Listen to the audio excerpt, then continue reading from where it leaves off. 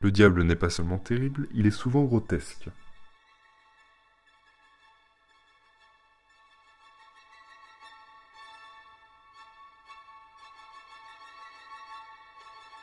Il est convenu qu'on ne peut parler du diable sans provoquer, de la part de tous ceux qui se piquent d'être plus ou moins modernes, c'est-à-dire de l'immense majorité de nos contemporains, des sourires dédaigneux ou des haussements d'épaules plus méprisants encore.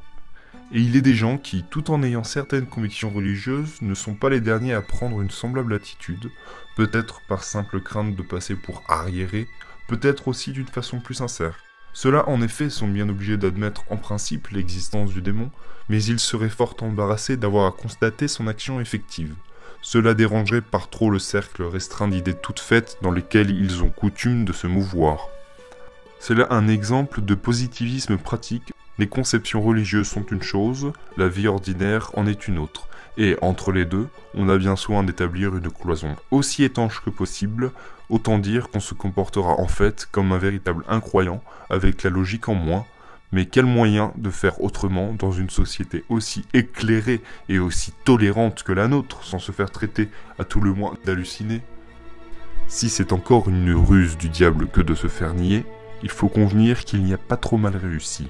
Si nous n'abordons pas cette question du satanisme sans quelque répugnance, ce n'est point pour des raisons du genre de celles que nous venons d'indiquer, car un ridicule de cette sorte, si c'en est un, nous touche fort peu, et nous prenons assez nettement position contre l'esprit moderne sous toutes ses formes pour n'avoir point à user de certains ménagements.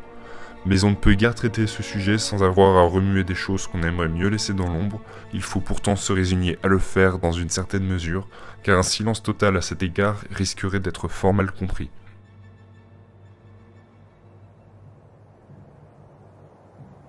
Parmi des éléments assez divers, le subconscient contient incontestablement tout ce qui, dans l'individualité humaine, constitue des traces ou des vestiges des états inférieurs de l'être, et ce avec quoi il met le plus sûrement l'homme en communication, c'est tout ce qui, dans notre monde, représente ces mêmes états inférieurs.